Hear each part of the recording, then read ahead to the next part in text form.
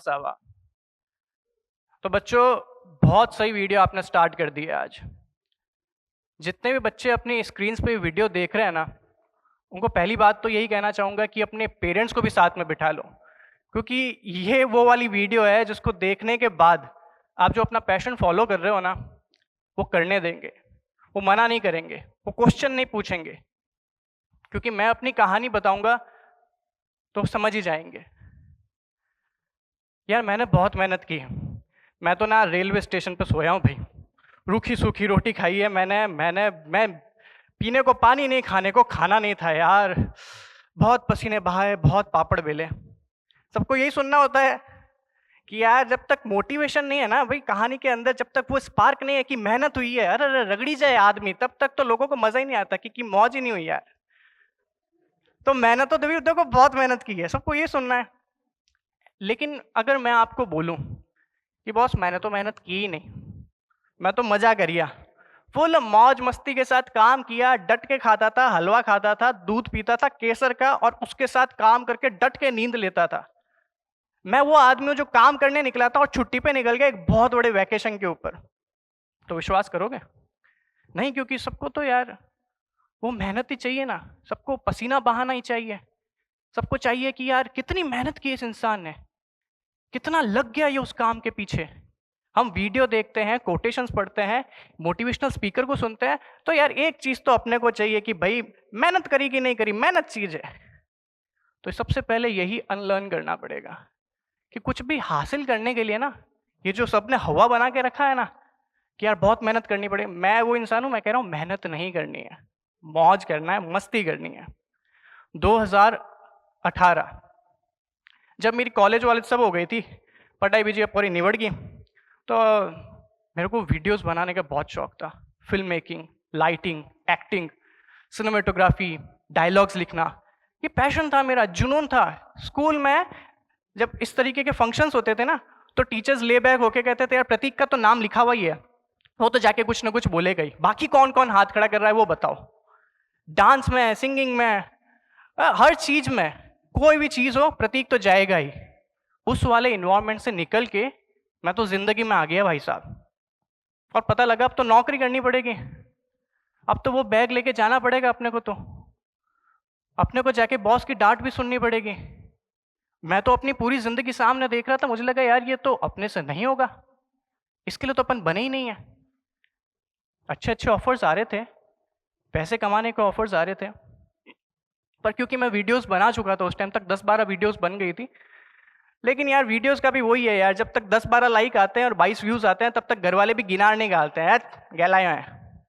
तो मेरे को तब तक गैलायो की श्रेणी में ही रखा जा रहा था कि और तो पागलपंती कर रही है।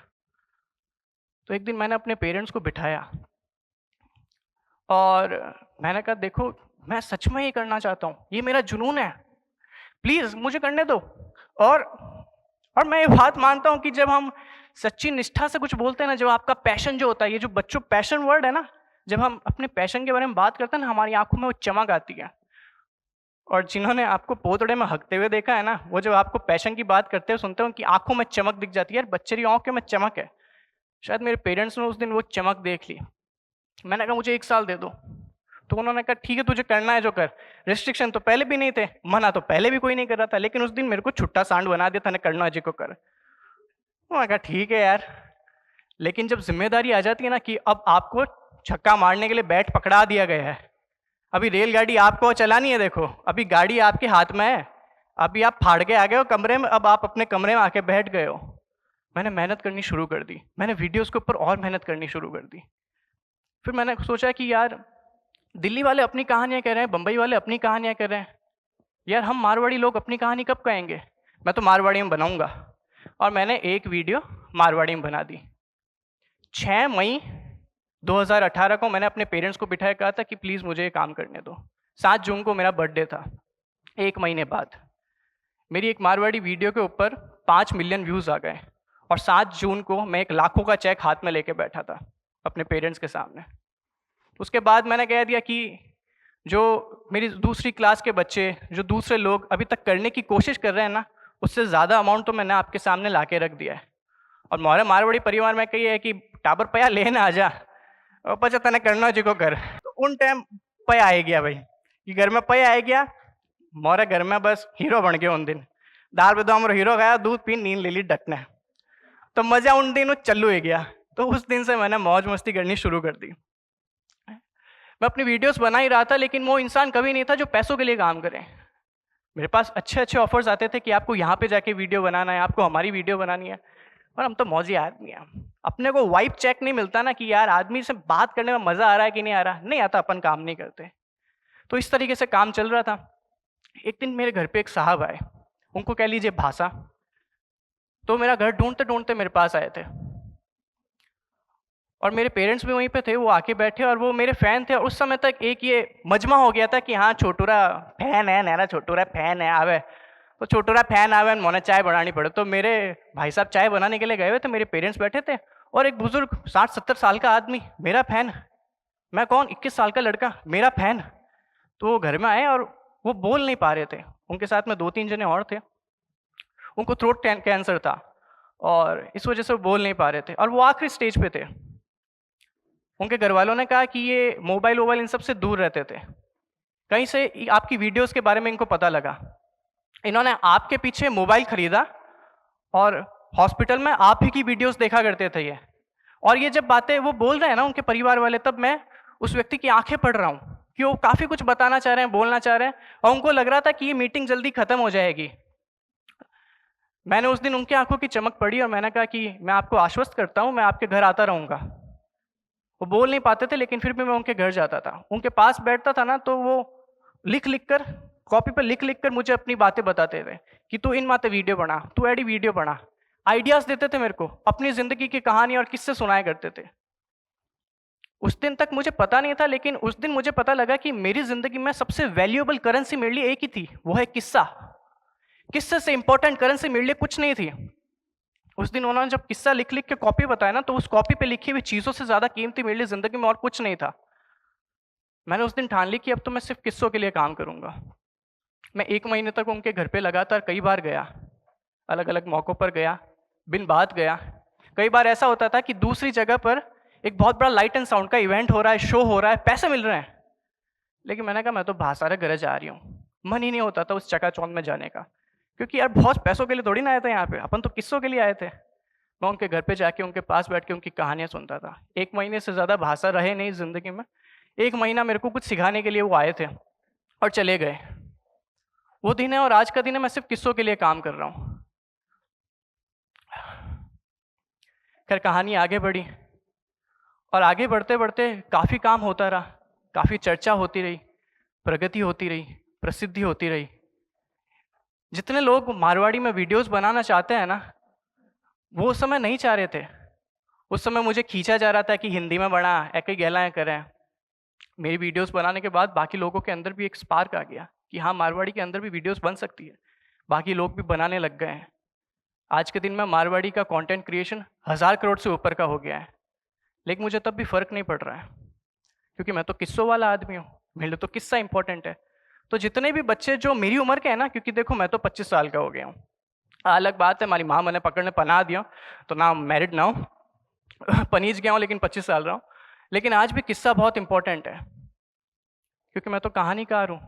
देखो कहानी तो हम सबकी चल रही है जितने भी इस रूम में बैठे हैं, लेकिन किस्सा तो आज सुबह भी हम जी करके आए हैं। मैं जोधपुर से बाड़मेर में ये टॉक करने के लिए आया हूँ, लेकिन जब मैं अपने घर से निकला ना, तो मुझे 2 दिन पहले जुकाम की तकलीफ थी। तो मेरे पापा ने कहा रुक रुक, और रुक रुक के मेरे को ये टैबलेट्स दी, और माँ तो दुखे तो ले लीजिए, और जुकाम है तो ले लीजिए, हैं, और खांसी जुकाम हो जाए तो ले लीजिए। ये 3 गोलियां काट करके जल्दी दे दी। अब मैं तो ठीक हूँ, लेकिन फिर भी मैं पेशेंसफुली वहाँ पे खड़ा रहा, और वो सारी दवाएं मैंने ले ली, जेब में डाली, और मैंने कहा हाँ हाँ लेट हो रहा हूँ, लेकिन मैं कहा हाँ ले लूँ, चिंता मत करो। मेरी माँ ने मेरे को गुड़ खिलाया जाते टाइम, मैं आराम से बैठा, मैंने गुड़ भी खाया। अब हम तो क्या एक बड़े हो गए हैं, पैसे आ जाते हैं, बड़े होते हैं, तब हमको सब पता लगने लग जाता है। एक टाइम में पापा स्कूटर के पीछे बिठा के लेके जाते थे ना, तो कहते थे आ गली दो ना कटे जा रही है, पता नहीं होता था, नहीं कटे जा रही है, अटे जा रही है, अटे जाने अटे मिट जा, ये रास्ता यूं घूम के यूं आ जाता है, ये यहाँ पे मैच हो जाती है, और शॉर्टकट है। ध्यान है कि नहीं ध्यान है? नहीं ध्यान है, अब बैठा पड़नी चीज है, अब ध्यान है। आज भी कभी मैं पापा के पीछे बैठ के जाता हूँ ना, तो कहते हैं घड़ी ध्योन कटे जा रही है, मैं मना कर देता हूँ, नहीं ध्योन है। अरे अटे जावे नहीं, अटे जाने अटे मिल जा, आटा है अटे जाने कटे मिले, मैं नहीं ध्योन का यूँ मिल जा नहीं आटे, शॉर्टकट है। अच्छा, बहुत से किस्से कहानियां मेरे घर में मेरे पापा रिपीटेटिवली कहते रहते हैं। तेरे को पता है उस दिन दादी ने क्या कहा था? तो ध्यान है पचे बात सके क्या? मैं कहा नहीं ध्यान है, और पचे यूं यूं, और मैं एकदम फोकसफुली कह रहा हूँ पचे और पचे यूं क्यों हो गया, और तो धमीड़ करने पड़ गया, मैं दे बसीट दे दियो यूं। अरे सारे किस्से कहानियां मेरी मम्मी पापा की जिंदगी में जितने भी हुए सब मुझे कंठस्थ बाई हार्ट याद है। लेकिन आज भी जब वो सुनाते शुरू करते हैं ना तो मैं कहता हूँ नहीं ध्यान है। कई बार जब कोई किस्सा कह रहा होता है ना तो उसको नहीं पता है, फिर से उसी एंथुसियाज्म के साथ सुनना भी एक बहुत बड़ा काम होता है। मेरे पापा को मेरी मम्मी को मेरे पैसे थोड़ी नहीं चाहिए, ये जो एंथुसियाज्म है ना ये चाहिए। और आप जो बच्चे जो अपने माँ बाप के साथ सुन के वीडियो देख रहे हो ना उनको भी ये नहीं चाहिए अभी तो पैसे बहुत है, अबे पेटीएम स्कैन कर लो। लेकिन मैं आज भी जब बाहर जाता हूँ ना तो मेरे पापा के पास जाता हूँ, मैं तो बाहर जा रही हूँ पया तो दे, अरे तू तो घणो पया वाला ना, पया दो यार, पया कट्टा पोर कने।